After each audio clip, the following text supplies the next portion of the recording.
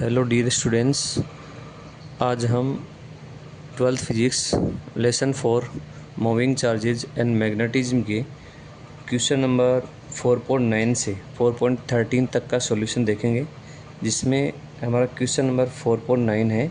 A square coil of side 10 centimetre consist of 20 turns and carries a current of 12 ampere. The coil is just suspended vertically and the normal to the plane of the coil make an angle 30 degree with the direction a uniform horizontal magnetic field of magnitude 0.80 Tesla. What is the magnitude of the torque experienced by the coil? तो आपसे question में कह रहा है कि एक square कोयल है जिसकी साइड 10 सेंटीमीटर है। सपोज ये हमारे पास में हमारा क्वेश्चन नंबर रह गया 4.9, जिसका सॉल्यूशन कुछ इस प्रकार से होगा। ये तो हमारा रह गया uniform magnetic field. Uniform magnetic field है और इस यूनिफॉर्म मैग्नेटिक फील्ड में एक स्क्वायर कॉइल है। स्क्वायर कॉइल, सपोज ये स्क्वायर कॉइल है, इसको यूं लटकाया गया है और स्क्वायर कॉइल जो है इसका एरिया वेक्टर आप अगर ये इस प्रकार से ये लें तो ये एरिया वेक्टर यहाँ जो बी की जो डायरेक्शन है इसके साथ में जो एंगल बना रहा है, एंगल आपको दे रखा है। एंगल की जो वैल्यू है हमारे पास में इसमें 30 डिग्री एंगल की वैल्यू दे रखा है 30 डिग्री। सो हमारे पास सबसे पहले थीटा की जो वैल्यू है वो हमारे पास में 30 डिग्री है।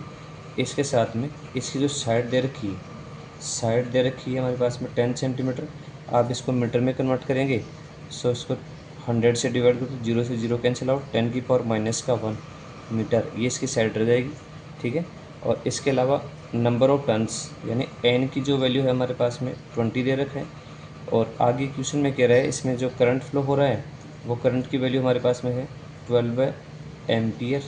और इसके साथ में आगे जो गिवन वैल्यू है इसमें मैग्नेटिक फील्ड का मैग्नीट्यूड बी जो दे रखा है वो है 0.80 टेस्ला। अब इसमें देखो ये जो हमारे पास है स्क्वायर कोयल जो है यूनिफॉर्म मैग्नेटिक फील्ड में रखा गया है, ये करंट कैरिंग कोयल है, तो इस पर टॉर्क वर्क करेगा।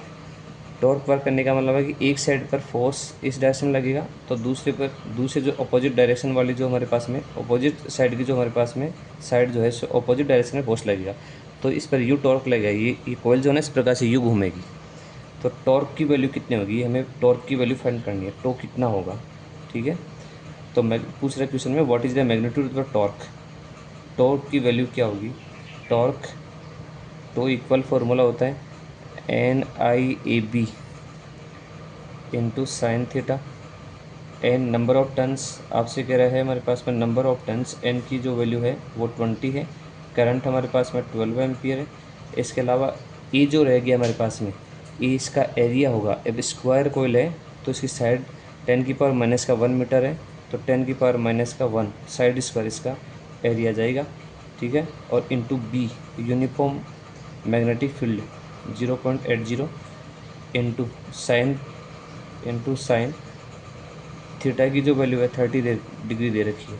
अब इसको सोल्व कर लीजिए। यहाँ से देखो इसको अगर हम लोग सोल्व करेंगे तो एक तो साइन 30 की जो वैल्यू वो रख लीजिए। सो 20 × 12 इंटू इसका स्क्वायर करेंगे 10⁻⁻2 इंटू 0.80 इंटू इसकी जो वैल्यू होगी हमारे पास है 1/2 साइन 30 की वैल्यू 2 से काटेंगे, यहाँ से हमारे पास में 10 रह जाएगा। ठीक है, तो अब आगे आप इसको सोल्व कीजिए। 12 को 8 से मल्टीप्लाई करेंगे, 12/8 जो हमारे पास में 96, एक जीरो दे रखा है तो जीरो ले लीजिए, 2 के बाद में डेसिमल यहाँ आएगा। ठीक है, और इसके साथ में हमारे पास में 10⁻⁻2 है, 10⁻+1 है, सो हमारे पास में 10⁻⁻1 आ जाएगा। और फाइनली जो वैल्यू होगी वो 0.96, ठीक है, न्यूटन इंटू मीटर, ये हमारे पास में टॉर्क की वैल्यू होगी। ठीक है, नेक्स्ट हमारा जो क्वेश्चन है, नेक्स्ट जो क्वेश्चन दे रखा है हमारे पास है 4.10। नेक्स्ट जो क्वेश्चन दे रखा है, नेक्स्ट क्वेश्चन में आपसे कह रहा है two moving coil meters M1 and M2 have the following particulars.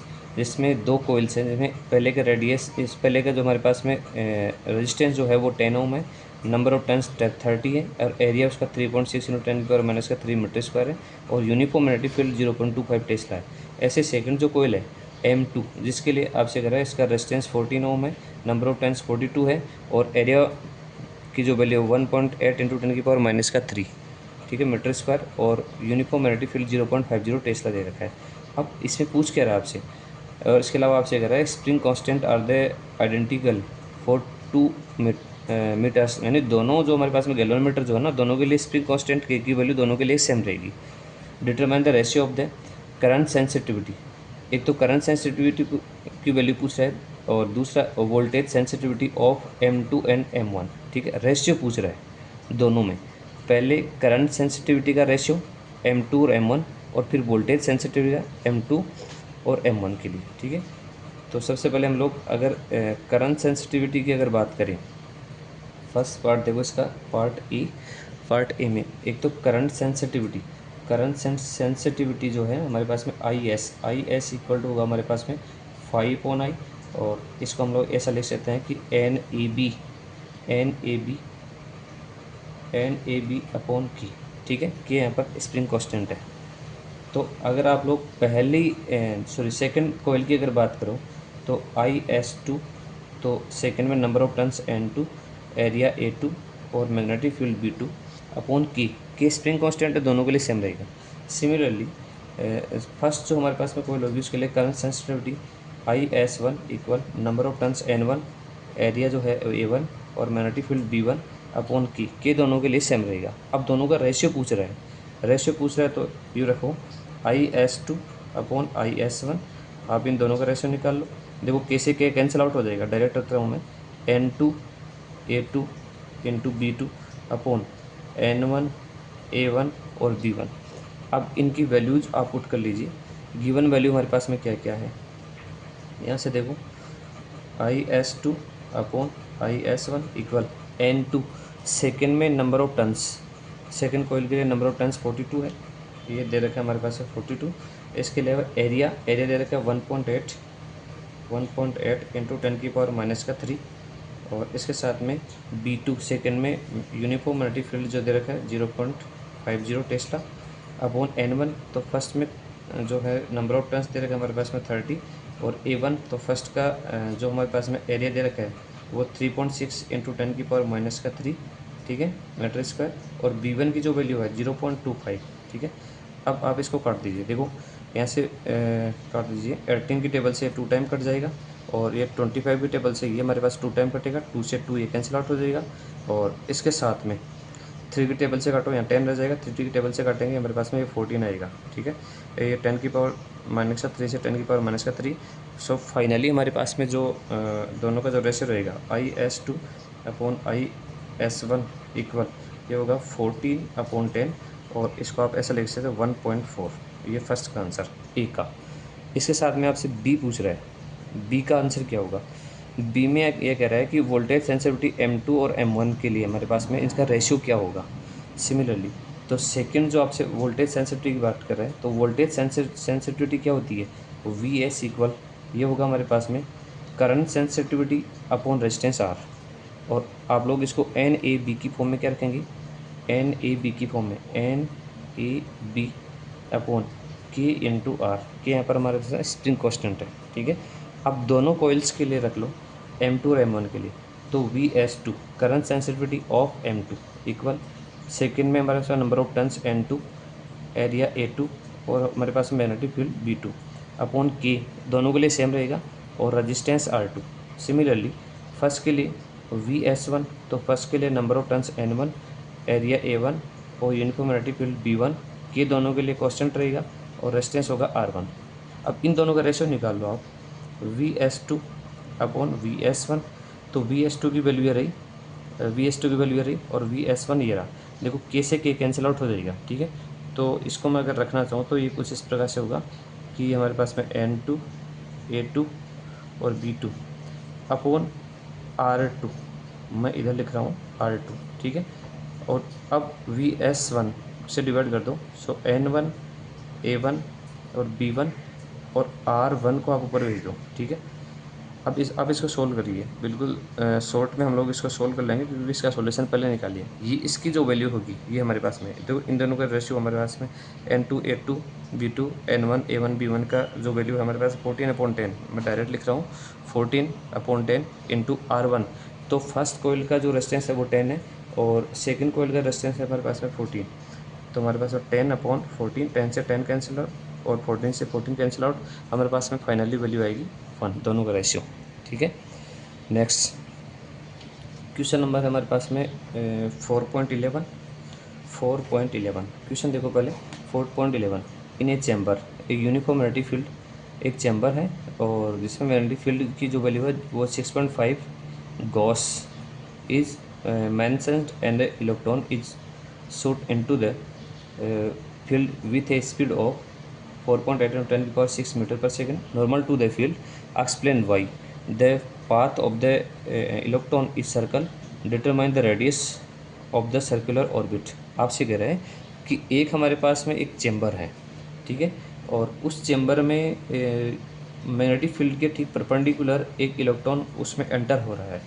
तो इसको आप कुछ इस प्रकार से समझिए कि सपोज़ हमारे पास में ये तो रह गया हमारा जो क्वेश्चन है, ये है 4.11। तो इसमें सपोज ये तो रह गया हमारा एक चेम्बर है, ठीक है। ये यूनिफॉर्म मैग्नेटिक फील्ड बी की डायरेक्शन कुछ इस प्रकार से, ये यूनिफॉर्म मैग्नेटिक फील्ड बी है, ठीक है, और इसके परपेंडिकुलर यूँ इस प्रकार से एक इलेक्ट्रॉन इसमें एंटर हो रहा है, यानी बी और वी दोनों के बीच का जो एंगल है ना हमारे पास में ये 90 डिग्री है, ये ध्यान रहे। और आगे हम इसका यूज़ करेंगे साइन 90 की जो वैल्यू होगी ना हमारे पास में 1 लेंगे है इसमें, ठीक है। तो इसमें एक तो जो गिवन वैल्यू है वो रख लीजिए एक बार। तो इसमें आपसे फाइनली जो आपसे पूछ रहे हैं कि एक तो एक्सप्लेन करो कि why the path of the electron is a circle, circle path कैसे होगा।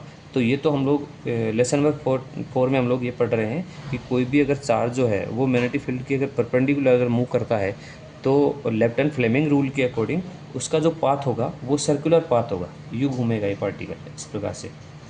तो इसमें पूछ रहा है कि अब बताओ इसकी ये रेडियस कितनी होगी, ये रेडियस निकालनी।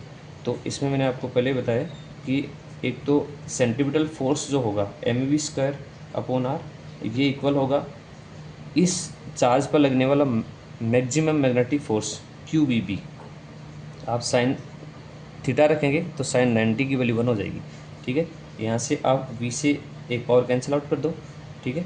तो आपको क्या चाहिए, रेडियस चाहिए, तो R इक्वल टू हो जाएगा mv/QB, mv/QB। अब इसमें वैल्यूज रख लीजिए, देखो इलेक्ट्रॉन के लिए कह रहा है तो mass of electron m, mass of electron होगा 1.6 इंटू 10 की power, sorry mass of electron होगा हमारे पास में 9.1 इंटू 10 की पावर -31 kg, ठीक है। और v स्पीड की बात कर रहे हैं तो स्पीड गिवन वैल्यू हमारे पास में 4.8 इंटू 10 की पावर 6, 4.8 इंटू 10 की पावर 6, ठीक है। अपॉन Q चार्ज है, तो चार्ज हम इलेक्ट्रॉन लेके चल रहे हैं तो इलेक्ट्रॉन का चार्ज होगा 1.6 इंटू 10 की power -90 into B uniform magnetic field, ये कह रहा है 6.5 गॉस, तो ऐसे लिख दो 6.5 इंटू गॉस 10 की पावर -4, ये टेस्ला में कन्वर्ट हो जाएगा, ठीक है। अब आप इसको कोड काट दीजिए। अगर हम लोग इसको अगर काटें तो हमारे पास में जो हम लोग इसको काटेंगे 16 टेबल से काटो, ये हमारे पास में 3 टाइम कट जाएगा, ठीक है। और इसके अलावा आप 13 की टेबल से काटेंगे तो हमारे पास में 13 टेबल से ये तो कटेगा 5 टाइम और ये कट जाएगा हमारे पास में 7 टाइम, ठीक है। और इसके अलावा तो कुछ है नहीं, तो 7 3 जा 21 और अपोन में दे रखा हमारे पास में 5। अब 10 की पावर्स की कैलकुलेशन कर लो, देखो -13 और -4 तो -23 और ऊपर दे रखा -31, तो ऊपर जो पावर रह जाएगी हमारे पास में 10 की पावर जो रहेगी वो 10 की पावर -8, ठीक है। और इंटू 10 की पावर 6 दे रखा है, ये हमारे पास में 10 की पावर 6।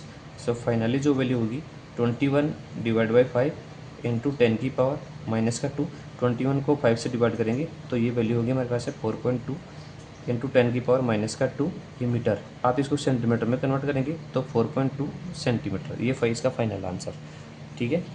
नेक्स्ट अगला जो हमारा क्वेश्चन है वो 4.12 है। नेक्स्ट जो हमारा क्वेश्चन रहेगा 4.12 है। 4.12 में देखो इन एक्सरसाइज 4.11 इसी के अकॉर्डिंग कह रहे हैं, in exercise 4.11 obtain the frequency of the revolution of the electron in its circular orbit. जो इलेक्ट्रॉन सर्कुलर ऑर्बिट में घूम रहा है इसकी फ्रीक्वेंसी आपसे पूछ रहा है। और does the answer depend on the speed of the electron के कह रहा है कि ये फ्रीक्वेंसी जो है स्पीड पर डिपेंड करेगी कि नहीं करेगी, एक्सप्लेन करना आप।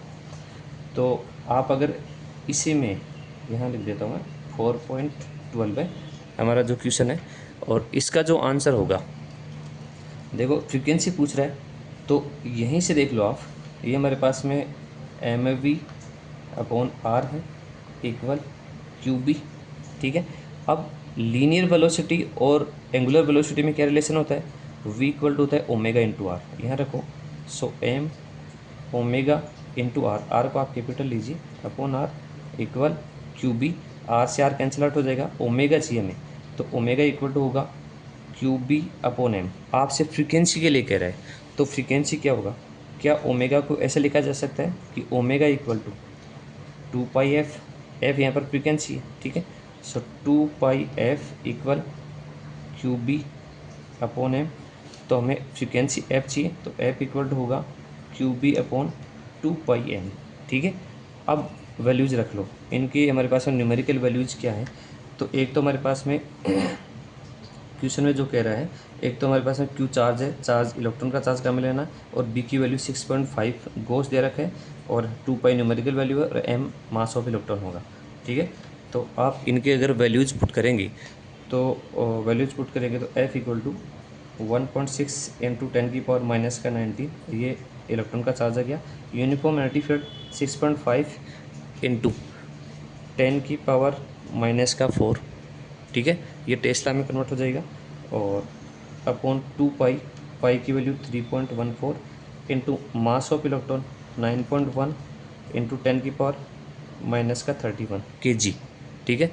आप इसकी जब फाइनली जब कैलकुलेशन करेंगे तो फाइनली जब कैलकुलेशन, देखो इसमें जो कटने वाले जो वैल्यूज़ हैं, एक 13 की टेबल से 5 टाइम कट जाएगा, ये हमारे पास 7 टाइम कट जाएगा, और इसको आप सोल्व अगर करेंगे तो एफ की जो वैल्यू आएगी फाइनली वो 18.18 इंटू 10⁻6 हर्ट्ज, ये फाइनल वैल्यू आएगी। अब हमारा नेक्स्ट पॉइंट ये रह जाता है कि यह फ्रीक्वेंसी जो है हमारे पास में ये स्पीड पर डिपेंड करेगी कि नहीं करेगी। ये स्पीड पर डिपेंड नहीं करेगी। सपोज हमारे पास में एक जो हमारे पास में जैसे फैन है, ठीक है, तो फैन में कुछ इस प्रकार से समझो कि फैन पे इन तीनों पॉइंट जैसे फर्स्ट सेकंड और थर्ड सेम डिस्टेंस पर पॉइंट ले, तो ये सपोज मानो कि ये पॉइंट है ना हमारे पास में 2 सेकंड में एक रिवोल्यूशन कंप्लीट करता है, तो अगर एक पॉइंट यहाँ ले लिया जाए लास्ट वाले पॉइंट पर, यहाँ पर लास्ट वाले एंड पर, तो ये भी हमारे पास में इसका 2 सेकंड में इसका जो है रिवोल्यूशन कंप्लीट होगा। तो ये फ्रीक्वेंसी जो है वो स्पीड पर डिपेंड नहीं कर रही है, ठीक है।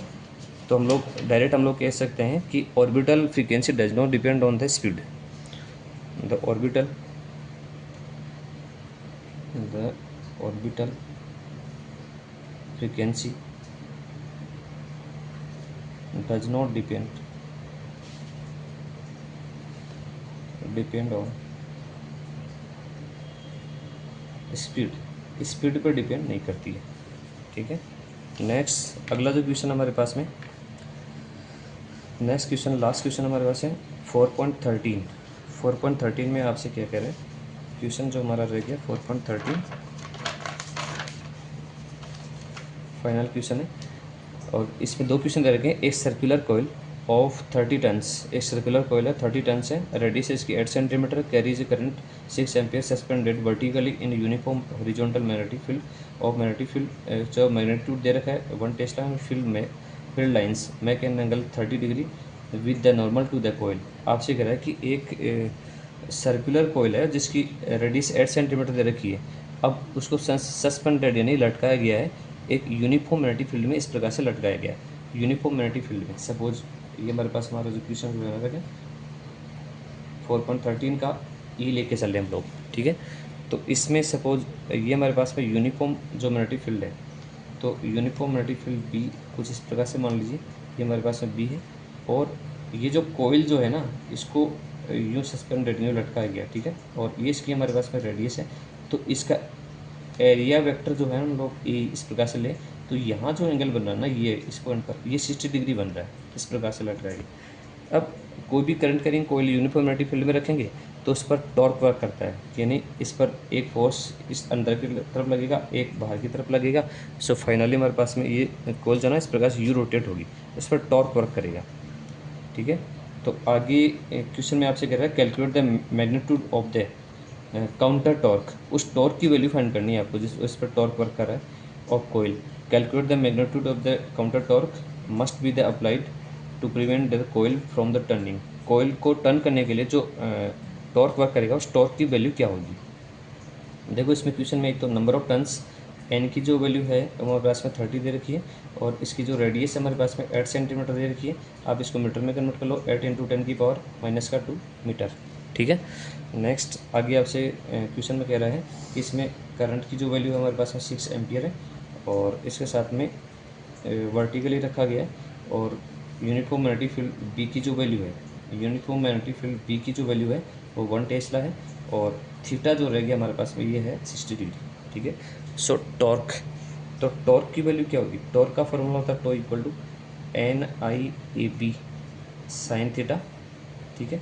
आप वैल्यू रख दीजिए, N number of turns 30, I current की जो वैल्यू हमारे पास में 6, एरिया क्या होगा, एरिया रेडियस दे रखी है, तो रेडियस अगर दे रखी है तो हम लोग ऐसा रख सकते हैं कि पाई आर स्क्वायर, सर्कुलर है ना, तो सर्कुलर पाई आर स्क्वायर, तो पाई 3.14 इंटू आर स्क्वायर, तो 8 इंटू 10⁻⁻2 आप इसका स्क्वायर कर दो। ठीक है। और B uniform magnetic field B 1 tesla, और हमारे पास में जो लास्ट में जो रह गया साइन थीटा, थीटा की वैल्यू 60 है ना, तो साइन 60। ठीक है। आप इसको सोल्व करिए तो 30 मल्टीप्लाई 6, तो मैं इसको डायरेक्ट लिख दूँगा कि 180 इंटू 3.14 इंटू 8 का स्क्वायर कर दो 64 इंटू 10⁻⁻2 का स्क्वायर करेंगे 10⁻⁴ इंटू 1 का कोई मतलब नहीं है, और साइन 60 का मतलब है √3.2, √3.2। आप इसको अगर फाइनली अगर कैलकुलेशन करेंगे तो फाइनली कैलकुलेशन करने पर आपके पास में जो वैल्यूज आएगी ना वो होगी हमारे पास में 3.133। ठीक है। 3.133 newton into metre, newton into metre, ये फाइनली वैल्यू होगी। ठीक है। और इसमें आपसे दूसरा जो हमारे पास में जो क्वेश्चन आपसे कह रहा है, दूसरा सेकंड में जो क्वेश्चन आपसे कह रहा है कि ये कह रहा है कि वुड योर आंसर चेंज, क्या आपका आंसर चेंज होगा इफ़ यदि द सर्कुलर कोयल, ये circular coil were the replaced by a planar coil of some irregular shape. यानी कि ये जो हमारे पास में सर्कुलर कोयल है इसको इरेगुलर कर दिया जाए, यानी कि कुछ इस प्रकार से यू चेंज कर दिया जाए। ठीक है। और आगे कह रहे हैं कि that they enclose the same area, लेकिन एरिया चेंज नहीं हो, कि पहले भी एरिया ए था और अभी भी एरिया ए रही, अगर इसकी शेप चेंज कर दी। ठीक है। हमारे पास में ये शेप अगर बदल दी जाए तो क्या फ़र्क पड़ेगा। देखो शेप का कोई फ़र्क नहीं पड़ेगा इस पर, शेप का कोई फ़र्क नहीं पड़ता है, और शेप का अगर फ़र्क नहीं पड़ेगा तो हम लोग डायरेक्ट ही कह सकते हैं कि torque does not change because the torque depend on the area. हमारे पास से टॉर्क की जो वैल्यू है ना वो डिपेंड करती है, एरिया पर डिपेंड करती है। ये हमारे पास में ऑलरेडी जो फॉर्मूला है, मैं इसका बी पार्ट यहाँ लिख देता हूँ कि टॉर्क की जो वैल्यू है वो NIAB इंटू साइन थीटा। देखो टॉर्क की वैल्यू हमारे पास में एरिया पर डिपेंड करती है, अब एरिया अगर चेंज नहीं हो रहा है तो टो भी चेंज नहीं होगा। ठीक है। तो सेम ही रहेगा।